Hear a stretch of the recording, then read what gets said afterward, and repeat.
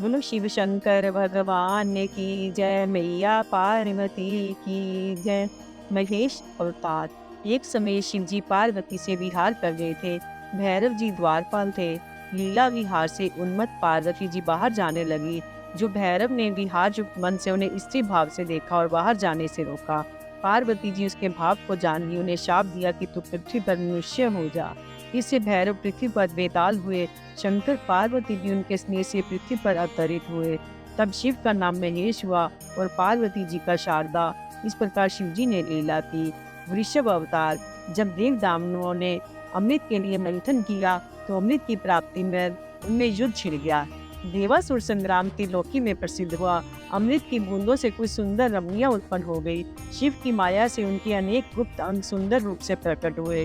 दैत्य लोग उन्हें पाताल में ले गए। उस युद्ध में भगवान विष्णु भालों से दैत्यों को मारते मारते पाताल में ले गए। वहां उन सुंदर स्त्रियों को देखा। तब विष्णु जी ने उन चंद्रमुखियों के साथ रमन करके उनके वीर पुत्रों को उत्पन्न किया। इससे बड़ा भारी युद्ध हुआ। इससे ऋषि मुनियों का भारी कष्ट हुआ। तब शिव ने उन्हें आश्वासन दिया कि मैं तुम्हारा कष्ट दूर करूंगा।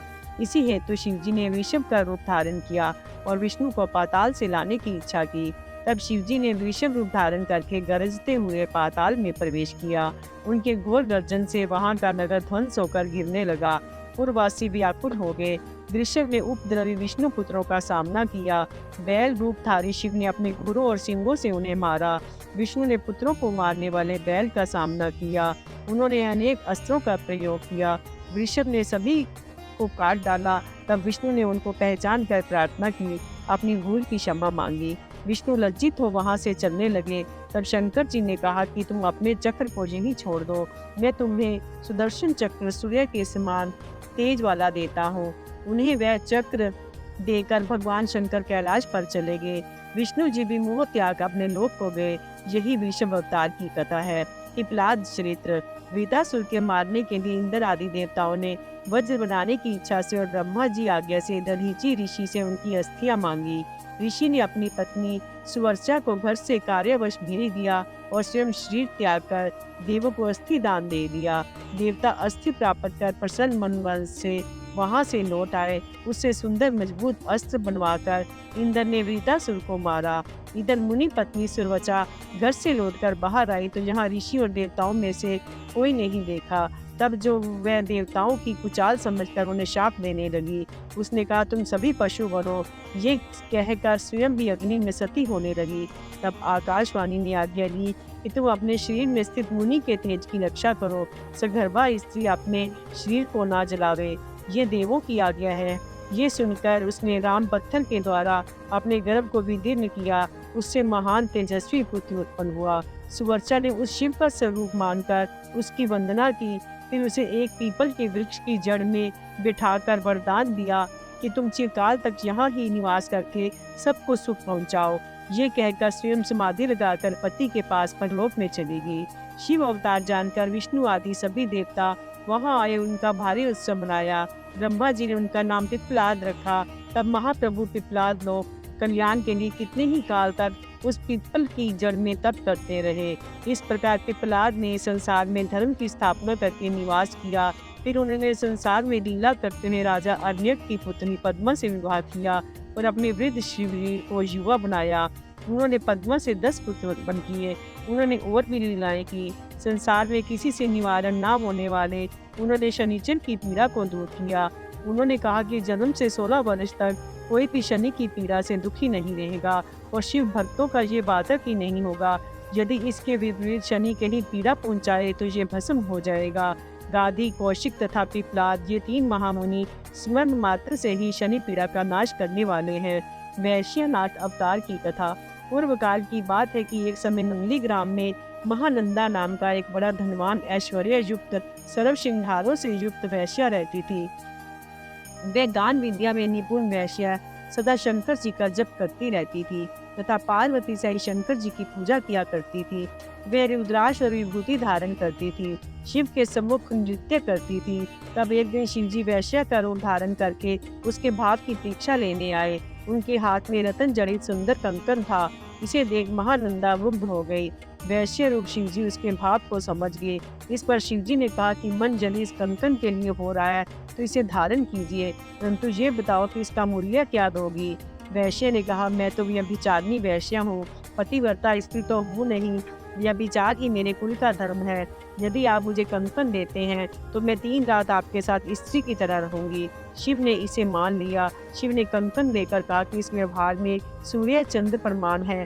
तुम 3 बार इसे सत्य से कहकर स्वीकार करो तथा मेरे हृदय का स्पर्श करो। वैश्य ने कहा, मैं 3 दिन 3 रात आपकी पत्नी रहकर सह धर्म का पालन करूंगी।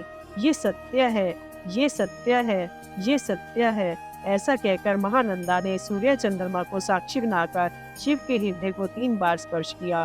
फिर शिवजी ने उसे एक रत्न में शिवलिंग दिया और कहा कि ये लिंग परम गोपनीय है, इसे संभाल कर रखना। वह उसे रतन में नृत्य मंडल में रखकर मखमली गद्दों पर शिव के साथ शयन करने चली गई। अर्धरात्रि के समय नृत्य मंडल से एक वाणी निकली कि हे तात, इस नृत्य मंडल में सहसा वायु के साथ आग लग गई है। ये सुनकर नंदा ने भागकर बंधे हुए बंदर तथा मुर्गी आदि को छोड़कर बचाया। लिंग उस मंडप के खंबे के साथ जलकर भस्म हो गया। इससे वैश्य दोनों दुखी हुए। वैश्य ने कहा कि मेरे प्राणों से भी प्रिय जब शिवलिंग जल गया तो मैं जीवित रहकर क्या करूंगा। उसने वैश्य के मृत्यों के द्वारा चिता बनाकर उसमें अपना शरीर भस्म कर दिया। वैश्य ने विचार किया कि शिव भक्त ये वैश्य मर गया, बड़ा अनर्थ हुआ। मैंने सत्य प्रतिज्ञा की थी कि 3 दिन तुम्हारे साथ रहूंगी, किंतु मेरी थोड़ी सी असावधानी से ये शिव भक्त व्रती मर गया। मैंने सत्य मार्ग लिया था, सत्य से परम गति है, अतः मैं भी इसके साथ अग्नि में प्रवेश कर जाऊं। ये देखकर लोगों ने उसे प्राण त्यागने को मना किया, परंतु वह नहीं मानी और जलने को तैयार हो गई। उसने सारा धन संपत्ति ब्राह्मणों को दान कर दिया और अग्नि में कूदने को तैयार हो गई। तभी विश्वात्मा शिवजी वहां प्रकट हो गए। वे चंद्रशेखर करोड़ों सूर्य के समान कांति वाले दिव्य रूपधारी सामने खड़े थे। महानंदा इससे आश्चर्य में पड़ गई। वह कंपित होकर प्रेम आंसू बहाने लगी। शिव ने उसे धैर्य बंधाया और कहा, मैंने ही तेरी परीक्षा लेने हेतु वैश्य का रूप धारण किया था। उस वैश्य ने भृत्यों सहित शिव चरणों की सेवा का वरदान मांगा। शिव ने एव वस्तु कहकर उसे अपने परम धाम को भेज दिया। द्विजेश्वर अवतार। पहले एक भद्रायु नामक राजा था, उस पर शिव ने कृपा की थी। उसी के लिए शिव ने द्विजेश्वर अवतार लिया था। वही कथा तुम्हें सुनाता हूँ, उसे आप सुनिए। ऋषभ के प्रभाव से शत्रुओं को राजा भद्रायु ने जीता। ऋषभ भी शिव ही थे। प्रभु ने भद्रायु को ऋषभ के प्रभाव से ही उत्पन्न किया था। उसने समय आने पर राजा चंद्रगंध की पुत्री सीमांतनी से शादी की थी। वह उस पत्नी के साथ जंगल में विहार करने गया। वहाँ शिव पार्वती के साथ उनकी परीक्षा लेने आए। पार्वती और शिवजी इस जंगल में जाकर द्विज दंपति हो गए। माया से सिंह उत्पन्न कर भय से उस राजा भद्रायु के पास पहुँचे और कहा, इससे हमारी रक्षा कीजिए। परंतु ज्यों ही राजा ने धनुष उठाया, त्यों ही उस महामाया में सिंह ने झपट कर उस ब्राह्मण की स्त्री को पकड़ लिया। वे राजा के बाणों से मार खाता हुआ भी स्त्री को लेकर भागा। वह स्त्री चिल्लाती रही, हे नाथ, हे कान, हे प्राणनाथ। स्त्री का अपहरण होने पर ब्राह्मण बार बार रोने लगा। फिर राजा से बोला, हे राजन, तुम्हारे पराक्रम का क्या फायदा है? तुम जंगली जानवरों से भी मेरी स्त्री की रक्षा नहीं कर सके। जो क्षत्रिय राजा शरणागत के दुख को दूर करने की क्षमता नहीं रखता, उसके जीवित रहने से क्या लाभ। इस प्रकार ब्राह्मण की बात सुनकर राजा शोकाकुल हो अपने दुर्भाग्य की निंदा करने लगा। वह सोचने लगा, आज प्रारब्धवश मेरा पौरुष नष्ट हो गया। अब मैं इस दुखी ब्राह्मण के लिए अपने प्राणों का त्याग करके शोक रहित होऊंगा।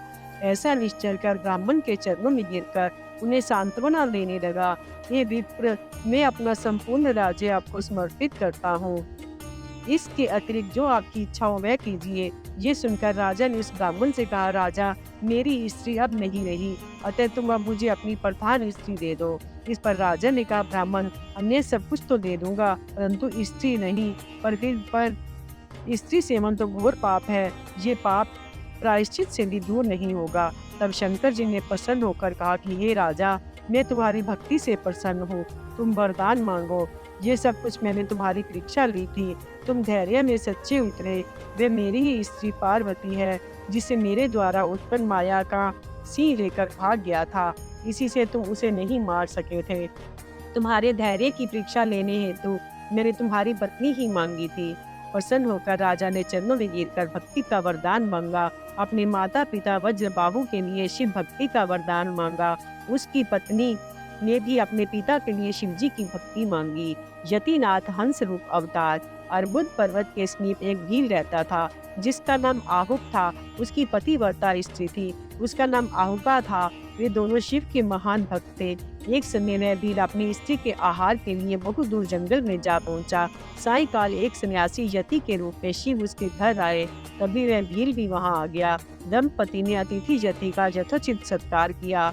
भील से यति रूप शिव बोले, आज रात्रि भर मुझे यहाँ रहने का स्थान दो, प्रातः काल में चला जाऊंगा, तेरा कल्याण हो। भील ने कहा, मेरे पास बहुत थोड़ा स्थान है, इसमें आप कैसे रहेंगे? ये सुन सन्यासी जाने लगे। तब भील ने अपनी पत्नी से कहा कि तुम दोनों अंदर सो जाओ, मैं रात्रि को बाण आदि से सुसज्जित रहूंगी, इससे अतिथि धर्म का पालन हो जाएगा, अतिथि को लौटाओ मत। पत्नी की बात सुनकर भील ने कहा, नहीं, तुम और सन्यासी अंदर सो रहना, मैं बाहर रहूंगा। उन्होंने सन्यासी यति को रोक लिया और पत्नी तथा सन्यासी अंदर झोपड़ी में सो रहे। भील बाहर बाणों आदि से युक्त होकर रहा, परंतु रात्रि में उसे वन्य पशुओं ने मार दिया। प्रातःकाल होने पर यति तथा उसकी पत्नी ने भील को जब मरा हुआ देखा तो बड़े दुखी हुए। इस पर भील की पत्नी ने सन्यासी से कहा, हे यतिवर, आप दुखी ना हो, मेरे पति ने अपना प्राण धर्म दृढ़ रहकर गंवाए हैं, मैं इनके साथ सती हो जाऊंगी, क्योंकि यही सनातन धर्म है, तुम निश्चिंत होकर यथास्थान जाओ। ऐसा कहकर वह भील पत्नी चिता बनाकर भस्म होने लगी। तभी शिवजी साक्षात प्रकट हो गए। उन्होंने वरदान दिया कि तुम दोनों दूसरे जन्म में राजा रानी होंगे तथा मेरे सन्यासी रूप वाला शिव तुम्हारी हंस होकर सहायता करेगा। शिव के प्रसाद से भील राजा होकर निषाद देश में उत्पन्न हुआ। उसका नाम नल हुआ। उसकी पत्नी विदर्भ राजा की पुत्री दमयंती हुई। शिव ने वहां हंस रूप धारण कर दोनों का विवाह कराया। शिव का ये हंस रूप तथा यति रूप अवतार परम कल्याणकारी है। इसे सुनकर मनुष्य परम गति को प्राप्त होता है। कृष्ण दर्शन अवतार। इक्ष्वाकु वंश में श्राद्ध देव की 9वीं पीढ़ी में राजा नभग का जन्म हुआ था। उनके पुत्र नाभागा और विष्णु भक्त अम्बरीश हुए। अब उन्हीं अम्बरीश के पितामह नभग का चरित्र सुनो। उन्हें स्वयं शंकर जी ने ही वरदान दिया। जब वे गुरुगृह में विद्या पढ़ने गए तो वहाँ भाइयों ने राज्य का विभाजन कर अपना भाग तो ले लिया, किंतु नभग का भाग भी हड़प कर लिया। जब ब्रह्मचारी नभग सब वेदांत पढ़कर गुरुकुल से लौटे तो अपना भाग मांगने लगे। भाइयों ने कहा कि विभाग करते समय तो हमें तुम्हारा ध्यान नहीं रहा, अब जो कुछ है वह पिता के पास है, उन्हीं से अपना भाग मांग लो। जब वे पिता के पास पहुंचे तो पिता ने कहा, तुम्हारे भाइयों ने तुम्हारे साथ छल किया है, तुम्हें एक उपाय बताता हूँ। तुम विद्वान हो, तुम अंगिरस ब्राह्मण के यज्ञ में चले जाओ। उनका यज्ञ पूर्ण नहीं हो रहा, उन्हें 6वें दिन मोह प्राप्त हो जाता है। तुम उनके यज्ञ को ज्ञान द्वारा वेद मंत्रों से पूर्ण कराओ। वे स्वर्ग चले जाएंगे तथा बचा हुआ सभी धन तुम्हें देकर संतुष्ट कर देंगे, जिससे तुम सर्वदा संतुष्ट हो जाओगे। प्रसन्नता पूर्वक वे यज्ञ में गए। वहाँ मनुपुत्र ने उनका स्वागत किया। वहाँ उन्होंने स्पष्ट रूप से 2 वेद सूक्त उच्चारण किए। यज्ञ समाप्ति पर अंगिरस ब्राह्मण ने अपने यज्ञ का अवशिष्ट धन नभग को देकर स्वर्ग को प्राप्त हुए। परंतु उसी समय शिवजी कृष्ण दर्शन रूप में प्रकट होकर बोले, हे नभग, यज्ञ का अवशिष्ट धन तो मेरा है, इसे तू कैसे ग्रहण करता है? तुझे किसने भेजा है? ये सत्य सत्य बता। नभग ने कहा, इस धन को ऋषियों ने मुझे दिया है, ये धन मेरा है।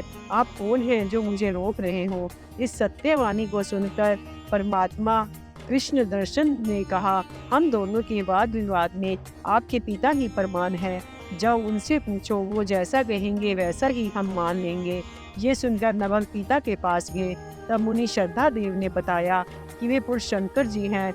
यज्ञ में अवशिष्ट वस्तु तो उन्हीं की है, यदि वे कृपा करें तो तुम्हें मिल सकती है। वहाँ तुम उनकी स्तुति करो, उनसे अपने अपराध की क्षमा मांगो। वे अखिलेश्वर प्रभु यज्ञ के अधिष्ठाता हैं। ब्रह्मा विष्णु आदि देवता उन्हीं के आदेश से कार्य करते हैं। तब नभग ने वहां जाकर अपने अपराधों की क्षमा मांगी तथा शंकर जी की स्तुति करने लगे। शिव ने कहा कि तुम विकार रहित होकर सभी सुखों को भोगो। ऐसा कहकर वे अंतर्ध्यान हो गए। अब दूतेश्वर अवतार। भगवान शंकर एक बार इंद्र, बृहस्पति तथा अन्य देवताओं के मार्ग में अवधूत का रूप बनाकर बैठ गए। उनका सिर अग्नि के समान प्रज्वलित था। इंद्र ने रूप धारण कर बैठे लंबे पुरुष से पूछा कि शंकर भगवान अपने स्थान पर है या कहीं गए हैं। इस पर मदनाशक शिव ने कोई उत्तर नहीं दिया। इंद्र ने कई बार पूछा परंतु वे चुप रहे। तब इंद्र को राज्य का मद होने पर क्रोध आ गया। क्रोध कर बोला कि मैं तुझे अपने वज्र से मारे देता हूँ, देखे फिर तुझे कौन बचाता है। ये कह इंद्र ने उस दिगंबर को मारने के लिए वज्र उठाया, परंतु वह वज्र उन पर ना चल सका और इंद्र का हाथ वही स्तब्ध हो गया। तब इंद्र क्रोध से जलने लगा, परंतु शंकर जी को उस क्रोध को देखकर बृहस्पति जी ने जान लिया कि यही पुरुष साक्षात शंकर हैं। ये देखकर उन्होंने शंकर जी को प्रणाम किया तथा अनेकों प्रकार से शिव की स्तुति की, इंद्र के प्राणों की रक्षा की। इससे गुरु बृहस्पति जी का नाम जीव पड़ा। भिक्षुवर्य अवतार। विदर्भ नगर में एक सत्यरथ नाम का राजा हुआ था। उसने शिव धर्म का सेवन करते हुए बहुत सा समय व्यतीत किया, परंतु वह राजा शत्रु के द्वारा आक्रमण करने पर मार डाला गया। उसकी पट रानी गर्भवती थी।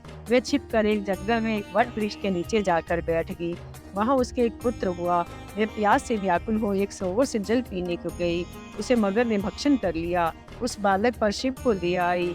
उनकी प्रेरणा से एक भिखारिन उस बालक के पास आई और वह सद्यो जात बालक पर तैयार हो गई, परंतु शंका करने लगी कि ये किसका पुत्र है, इसे पालनाथ में मैं ले जाऊं या नहीं।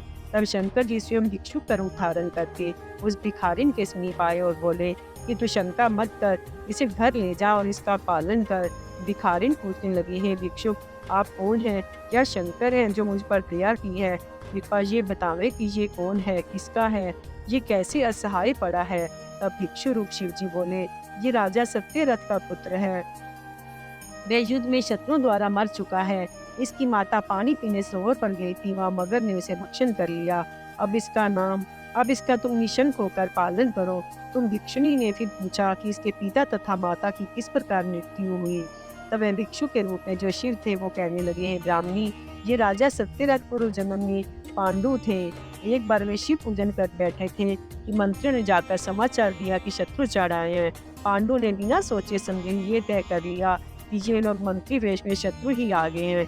उसने शिव पूजन समाप्त करके उठकर उनका सिर काट दिया तथा बिना पूजन करके रात्रि में ही भोजन कर लिया था। इस कारण बीच में ही राज्य करते हुए राजा सत्यरथ मारा गया। इस लड़के की माता ने पूर्व जन्म में छल से अपनी सोच को मार डाला। इसे बड़े पाप से उसे मगर ने खा लिया है। ये सब कथा सुनाकर शिवजी ने उस ब्राह्मणी को अपना असली रूप दिखाया। वे ब्राह्मणी गदगद हो शिव की स्तुति करने लगी। भिक्षुक रूपधारी शिव अंतर ध्यान हो गए।